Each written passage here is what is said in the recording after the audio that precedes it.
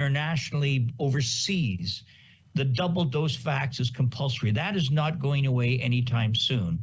All one has to do is look at some of the case counts going on in the state of Florida, case counts going on in the United Kingdom to understand, and worldwide in different certain economies and countries of this world, to know it isn't just what's going on in Ontario. So for those who think they can outweight this this plan, well, those people who think they may do that may be the cause of the delay as well, because those will be the ones who are most likely to get the virus, because this will be, as we have said, through the fourth wave, the pandemic of the unvaccinated. That to me has not changed. Where I think we're lucky and I think we're mindful is that case counts are going down locally and provincially, and please God, it stays that way. But you have to think beyond just Ontario. If you have any plans to travel, and by the way, if certain segments of our economy can open up because of you, well, then it's on you. That's it for me. Thanks. Thank you, Mayor Holder. Warden Cathy, did you have anything that you'd like to add? Well, you know, it's difficult to follow the mayor after he's made so many great points. What else can I add to what he said? But, you know, I will emphasize, you know, the province and the premier have laid out a plan, and they have set, in my mind, those are our target dates. And those are dates that we aspire to get rid of restrictions and get back to the way things were 2 years ago, and what we like to think of as a normal time.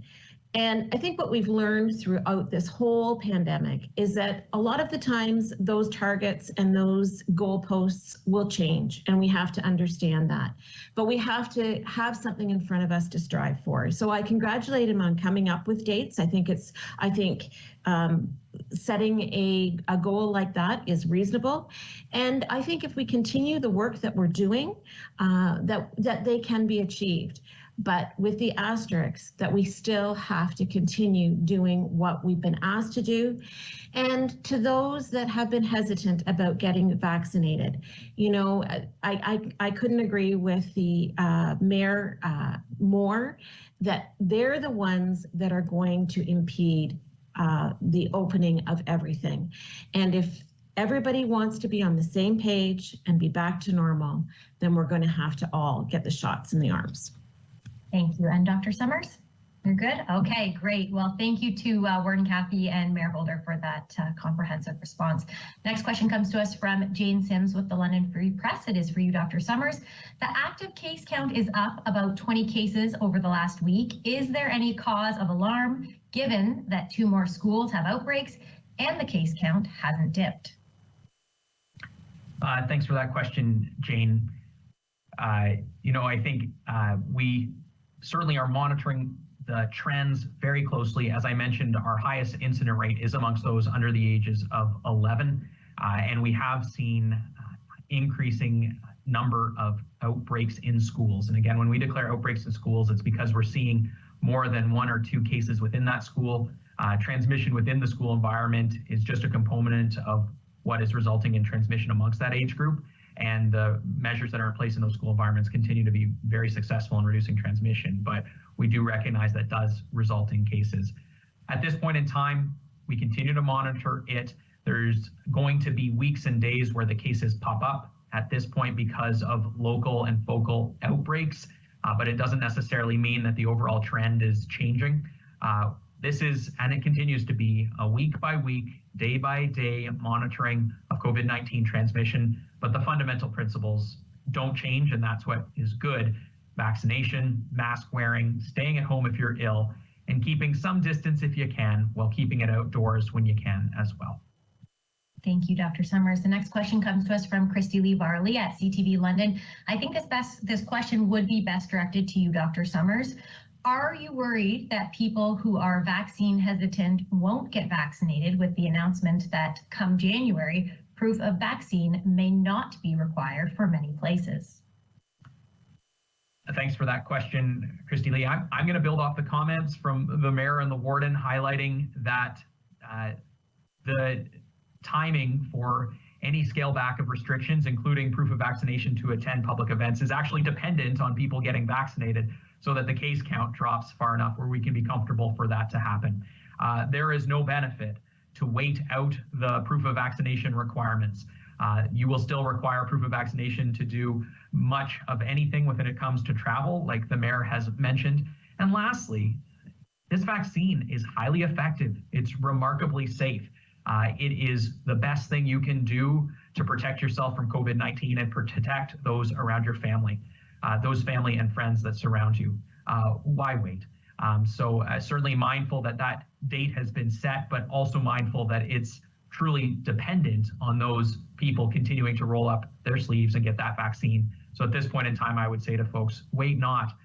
This is a great vaccine. It's good for you. It's good for the people around you, and go and get it done. Thank you very much, Dr. Summers. Our next question comes to us from Jane Sims with the London Free Press, and it is for you. Dr. Summers, do you have any idea when the third dose booster shot will be made available for seniors who don't live in congregate living situations? Thanks for that question, Jane. I do not know the specific date. I do believe it will be fairly imminently. That guidance will come from the National Advisory Committee on Immunization. There will be federal guidance around who should be receiving a third dose booster. Once that guidance is available from the federal government and that federal committee, the province will then institute the policy approving that vaccine for use in Ontario, and the health unit will work quickly to deliver the vaccine. Again, the specific date, don't know. I believe it will happen within the next short while, and certainly we'll provide that update as soon as possible once we know. Thank you, Dr. Summers. The next question comes to us from Scott Kitching with London News Today. It is for you, Dr. Summers. With capacity limits at restaurants being lifted, ensuring that restaurants are making sure guests show proof of vaccination seems even more important. What are you hearing? From what you are hearing, are area restaurants checking all guests' QR codes? Thanks for that question, Scott. Up until now, we have had and heard good things around facilities and restaurants checking proof of vaccination. Certainly the availability of the app to check the QR code makes that all the more easier for businesses such as restaurants. Our public health inspectors, in addition to city bylaw and others, are responding to any concerns about this not occurring. But I think this is one of those instances where everybody is on the same page. Checking for proof of vaccination means that we can roll back on those restrictions. It means that restaurants are safe for people to gather and remove their masks to eat and to drink. So I think everybody's interests in this are aligned, and to date, we've seen and heard of good compliance with this requirement in our region. Thank you very much, Dr. Summers. Our next question comes to us from Jane Sims with the London Free Press, and it is for you, Mayor Holder. Mayor Holder, Ontario's border city mayors have been very vocal about the federal government dropping the mandatory molecular PCR test to re-enter the country. Are you in support of their concerns? Well, thanks, Jane. I think that's a big question now more than ever, and I certainly understand why the local border cities are taking the position that they're in, that they are having, so that they can encourage more cross-border traffic between their cities and cross-border communities in the United States. Look, part of that is the cost of these specific PCR tests, and that has the potential to make it very prohibitive for someone. Let's say they wanted to go over for a day trip or a couple of days to the States. It's not insignificant, that cost. But I also understand, look, why is the federal government doing this? Because they want to ensure that those people that are coming into our country, by the way, be they U.S. citizens, those who have come from away, or those who are returning back to Canada, that they are as free from the virus as you can be free. And I say that because it's as good as the tests that you have done. And Dr. Dukelow and Dr. Summers can speak much more eloquently than me. Usually they do, but in this case, in terms of how it's effective the time the test was done. The next day, the day after. There are other implications potentially. But I'll tell you, it's the best we've got. So when it's the best we've got, then we should use all measures that we can to ensure the protection of our citizenry, our broader citizens of our communities. That's a greater good, and that's an obligation that I think we have to maintain. So I understand the frustration of the mayors, but in this case here, I think the federal government is on the side of the angels, ensuring that those who re-enter the country take the PCR test. Thank you very much, Mayor Holder, for that response. That leaves us with no more questions in queue for this afternoon. So once again, Mayor Holder, Warden Cathy, Dr. Summers, and Dr. Dukelow, thank you very much for joining us. And to the viewers and media tuning in this afternoon, thank you as well. We'll be back to join you on Thursday at 2 o'clock.